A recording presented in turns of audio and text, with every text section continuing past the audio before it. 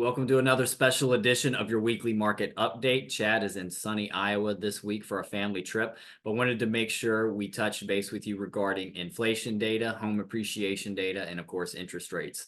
Speaking of inflation, the Fed's favorite measure of inflation, personal consumption expenditure, does come out this Friday, and we'll touch on what we're predicting for that a bit later.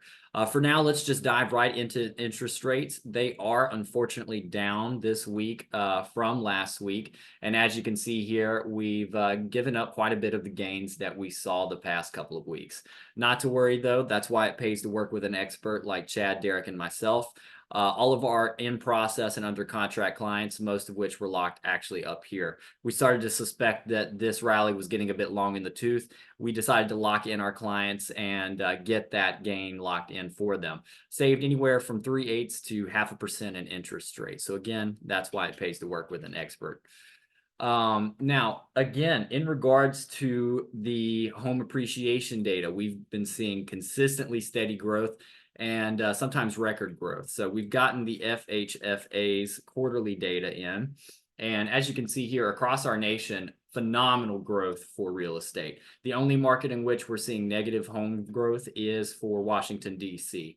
So great time to purchase a home, great time to lock in that price and see some future appreciation gain. I know the media is a bit critical for home prices continuing to rise. You never see them be critical about stock prices continue to rise, but for whatever reason, they do so for real estate, though more Americans own real estate than they do stocks. So this does create wealth. And again, the media has been predicting a burst or a fall in home prices for quite a while. That's not happened the entire time they've predicted it. And we'll touch on why you can expect home prices to continue rising in the future. So with that being said, let's just dive right into it and go into the personal consumption expenditure that we expect to come out this Friday. So we are expecting roughly a 0.6 drop in PCE. As you can see here, the current year over year is about 2.8. Remember, this is a 12-month rolling average, so we're going to be replacing April 2023 with the April 2024 data. As you can see, April 2023 was at 0.3.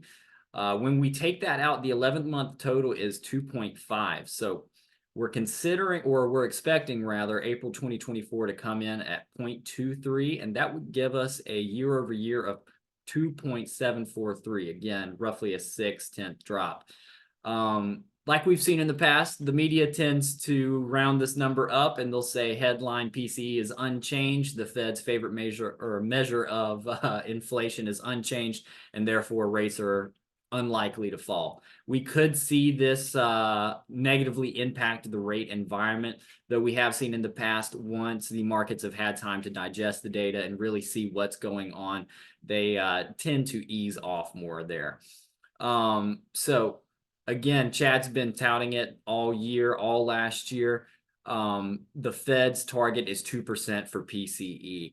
That has been a slow target that we're aiming for, or a slow progress towards that target. What we're really expecting is for unemployment to increase beyond Fed expectations and for that to trigger a rate cut. 17 out of 19 Fed members have said that they don't expect unemployment to increase beyond 4.1%. So we believe that if it does increase to 4.2% or higher, then it will trigger rate cuts because the Fed will see a weaker than expected job market. So again, pay attention to inflation data. As long as it keeps coming down, that is good news for rates. But again, what we're really looking for is poor jobs data.